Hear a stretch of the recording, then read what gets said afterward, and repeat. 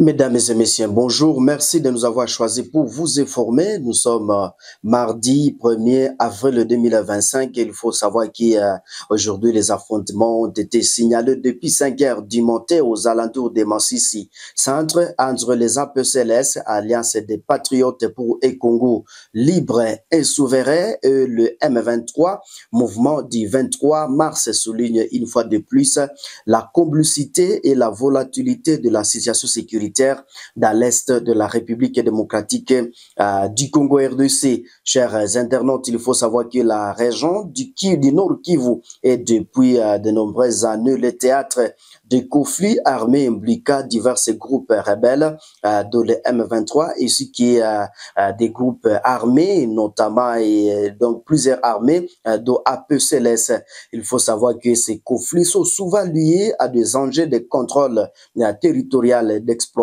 des ressources naturelles et des tensions ethniques. Et pour le moment, le M23 est un groupe rebelle qui a repris les armes fin 2021 et qui a conquis de larges pas des territoires dans les Nord Kivu. Chers internautes, il faut savoir que l'APCLS, un groupe d'autodéfense dit Wazalendo, qui est censé défendre les populations locales. Les affrontements entraînent des déplacements massifs des populations civiles qui se retrouvent souvent dans des situations de grande vulnérabilité. Et pour le moment, chers internautes, ce qu'il faut savoir est les violences et les exactions commises contre les civils sont fréquentes, notamment les viols, les pillages et le meurtre. Et l'accès à l'aide humanitaire est souvent difficile à raison donc de l'insécurité. Les conflits à RDC a de répercussions sur l'ensemble de la région des Grands Lacs avec de risques donc des contagieux aux pays voisins. Mais pour le moment, il faut savoir que des accusations d'ingérence des pays voisins, notamment les Rwanda, dans les soutiens au M23 ont été formulées. En effet, il faut savoir que de diverses initiatives de paix ont été en tout cas entreprises, mais elles ont jusqu'à présent eu des résultats limités, mais aussi la communauté internationale, notamment la MONUSCO, mission de l'Organisation des Nations Unies pour la stabilisation en République démocratique du Congo, joue un rôle dans la tentative de stabiliser la région, mais il est important de suivre l'évolution de la situation à Massissi Centre, car les affrontements peuvent avoir des conséquences graves pour les populations locales, pour la stabilité donc de la région. Chers internautes, donc de partout à travers les 4 coins de la République démocratique du Congo et de partout à travers le monde pour le moment, il faut savoir que parlons de la situation au Sud Kivu. Il faut savoir qu'il y a une situation très préoccupante dans la région de Nyangezi et Mumosho au Sud Kivu, en République démocratique du Congo. Il faut savoir que des tirs intenses sont signalés à Nyangezi depuis 6 heures. Donc des détonations d'armes lourdes et légères sont à court. Il faut savoir que la présence des Wazalendo est signalée à Mumosho.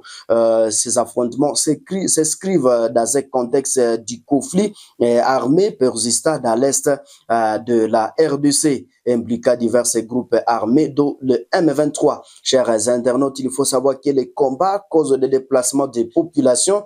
Ces affrontements perturbent la circulation et les activités économiques dans la région. Ces civils, donc disons des civils, sont tués et blessés. Il est important de noter que la situation sur le terrain peut évoluer rapidement. Et pour le moment, chers internautes, il faut savoir que le Vatican, par la voix de son délégué à République démocratique du Congo, a exprimé sa profonde préoccupation face à la détérioration de la situation sécuritaire dans l'est du pays. Il faut savoir qu'il y a deux appels à la paix et à la protection des civils. Le Vatican a lancé des appels présents à toutes les parties impliquées dans les conflits pour qu'elles cessent immédiatement les hostilités. L'accès a été mis sur la nécessité de protéger les populations civiles qui sont les principales victimes de violences. Chers internautes, il faut savoir que le Vatican a condamné fermement toutes les formes de violence, y compris donc les attaques contre les civils et les violations des droits de l'homme et des destructions des biens. Je vous propose de suivre ces propos. Donc oui, je viens d'un échange avec son Excellence Abraham Kolongi, conseiller spécial du président Tshisekedi sur les questions d'actualité et d'une actualité vraiment très forte qui touche les vies de beaucoup de Congolais. En particulier, nous avons parlé de certaines publications aussi qui touchent l'initiative Pacte social pour la paix et le bien vivre ensemble en RDC et dans les Grands Lacs, promu par le CENCO et la SCC. Comme il est connu, le président de la CENCO a été reçu il y a quelques jours par le secrétaire d'État du Saint-Siège, cardinal Parolin. Je n'ai pas encore reçu des informations précises sur le contenu de ce rencontre au Vatican, et c'est pour ça que je ne peux pas faire des commentaires au sujet des publications qui ont suivi ce rencontre. Quand même, dans le dialogue très franche et cordial avec son Excellence Kolongi, nous sommes convenus que la question doit être approfondie et que nous restons en contact rapproché pour clarifier les questions ouvertes. Aussi au sujet des prérogatives constitutionnelles du président de la République, Tshisekedi, et du respect de l'ordre juridique en RDC. Merci. Bien sûr, je crois que c'est extrêmement important de se vraiment mettre aux tables, de trouver des solutions dialoguées. Parce que, comme nous savons, les solutions violentes ne portent pas à une paix durable. Et ça, c'est bien sûr aussi mon encouragement personnel, comme aussi de Saint-Père, de se mettre vraiment à un dialogue sincère, ouvert, qui est aussi prêt au compromis nécessaire parce qu'on peut finalement rejoindre la paix pour la population martyriée de l'Est du RDC.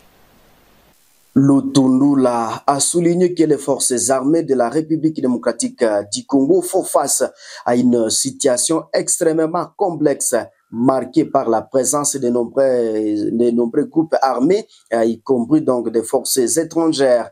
Il a notamment mis en évidence la présence du M23 soutenu par le Rwanda, ce qui représente un conflit et défi plutôt majeur pour l'armée congolaise.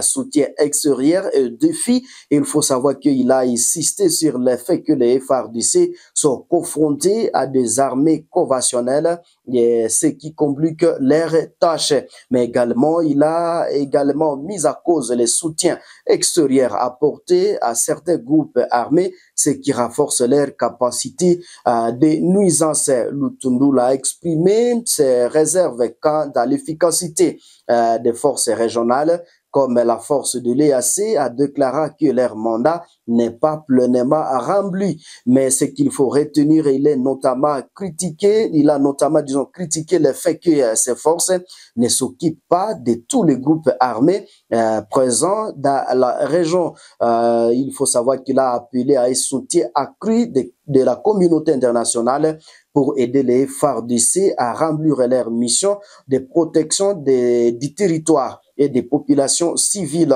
Il a aussi appelé la MONUSCO à jouer son rôle de soutien auprès des forces armées de la République démocratique du Congo. Je vous propose de suivre Lutundula Christophe. Non, le Congo n'a pas choisi de ne pas investir dans l'armée. Il n'y a pas au monde un État responsable ou des dirigeants responsables qui peuvent faire ce choix-là. La défense est une des conditions sine qua non de l'existence de l'État. C'est pour ça qu'il y a un commandant suprême et tout ce que vous connaissez. Nous n'avons pas choisi non plus de travailler avec de groupes armés. C'est très important, chers collègues, qu'on ait des précisions là-dessus. Brièvement, l'armée congolaise, dont a hérité le président Tshisekedi, c'est une armée composée bien sûr d'hommes et de femmes déterminés, courageux, mais une armée qui a été, je n'hésite pas, totalement démotivée, neutralisée et infiltrée. Vous connaissez cette affaire des accords, mixage, brassage et tout, et tout. L'AFDEL arrive, tout le système de défense a été détruit. Je ne dis pas bon ou mauvais, mais c'est un constat que je fais. Il fallait refaire. Et quand Laurent Désiré Kabila s'est mis au travail, ça n'a pas fait longtemps, il est parti, il a été tué. Et après, vous connaissez, parce que nous sommes à la 4e agression du Rwanda. Le président Tshisekedi arrive, il essaie de reprendre les choses en main. Mais il ne faut pas oublier, chers collègues, il y a eu cette affaire d'embargo qui par la suite était devenue l'obligation de déclarer les armes et les munitions qu'on achète. Je ne sais pas si un État peut créer une armée dans ces conditions-là, sous embargo. Et plus important, ce n'était pas que les achats des équipements et d'armes, la formation. La résolution du Conseil de sécurité pendant au moins 10 ans interdisait à la RDC d'être assisté pour former les militaires. Et c'est maintenant, au moment où le président Tshisekedi change le leadership militaire, paf, le Rwanda s'aperçoit que bon, là ça va changer, nous sommes en guerre. On ne produit pas sur des claquements de doigts un militaire. Le militaire, c'est une culture, le militaire, c'est un état d'esprit, les militaires, c'est un état physique aussi. Et notre armée a à faire face, je n'ai pas créé des incidents diplomatiques, à une multitude d'armées classiques, une multitude de bandes armées. Ce n'est pas une excuse, c'est une explication objective. Bon, chez vous ici, je m'excuse, je ne vais pas vous heurter, mais c'est la vérité, nous sommes des parlementaires. Il y a eu les résistants. Hein? Vous connaissez les résistants en France. Les résistants n'étaient pas des bandes, je ne sais pas, armées, non. Ce sont des citoyens français qui, à un moment crucial de l'histoire de la nation, ont décidé de résister à l'ennemi. Quand vous entrez dans un village au Nord Kivu, vous tuez, vous pillez, vous violez, est-ce qu'on peut interdire aux Congolais de s'organiser, de se défendre? Là, il faut qu'on se comprenne bien. Donc, les Wazalendo qui travaillent avec nos forces ne sont pas différents des résistants que vous avez connus. Je ne connais pas de procès contre les résistants ici. Peut-être que je connais très mal, de manière incomplète, l'histoire française. Ce n'est pas souhaitable. Mais la défense est un instinct naturel de tout homme qui vit. Et voilà la réalité. Les efforts sont faits, mais quand les efforts sont faits pour l'armée, en même temps on vous agresse, de cette manière-là, ça n'est pas facile.